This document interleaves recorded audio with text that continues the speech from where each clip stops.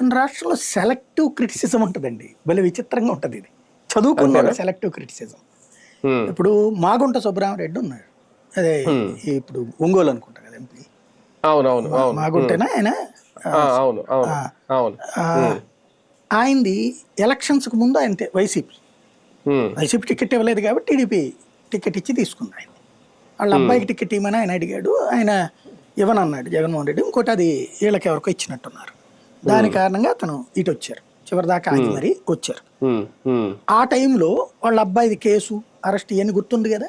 అవును. అవును. ఇది లిక్కర్ కుంభకోణంలో హ్మ్. ఆ, కవితతో కలిసి. అవును. అవును. అవును. అప్పుడు ఒకసారి హ్మ్. గుర్తు తెచ్చుకోండి, ఈనాడు జ్యోతి రాసిన వార్తలు ఎన్ని కథనాలు హ్మ్. రాశారు. హ్మ్. కనీసం 200-300 కథనాలు రాసి ఉంటారు. వాళ్ళ హ్మ్. ఆ మీడియా సోషల్ మీడియా కేజ్రీవాల్ సంబంధించిన కేసులో మొత్తం 5గురిలో. హ్మ్. దాన్ని హ్మ్. ఎంత పెద్ద హైలైట్ చేశారు అప్పుడు. అవును. చాలా హడావిడి చేశారుగా ఆ, వైసీపీ ఎంపీ అని. ఆ. హ్మ్. ఇప్పుడు మరి హ్మ్. అదేమైపోయింది.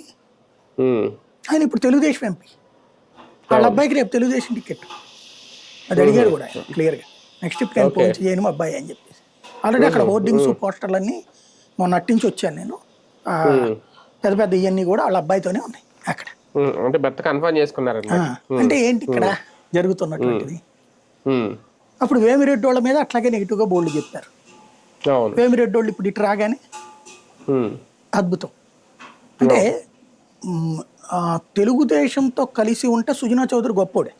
తెలుగుదేశం అంతే. బీజేపీలతో ఉంటే హుహు. హ్మ్. అవతలకి వెళ్తే దుర్మార్గుడు. అవును. బీజేపీ ఒకవేళ విభేదిస్తే కనుక. హ్మ్. సీఎం రమేష్ది అంతే అక్కడ. అంతే సేమ్. హ్మ్. అవును. సానా సతీష్ది అంతే అక్కడ. అవును.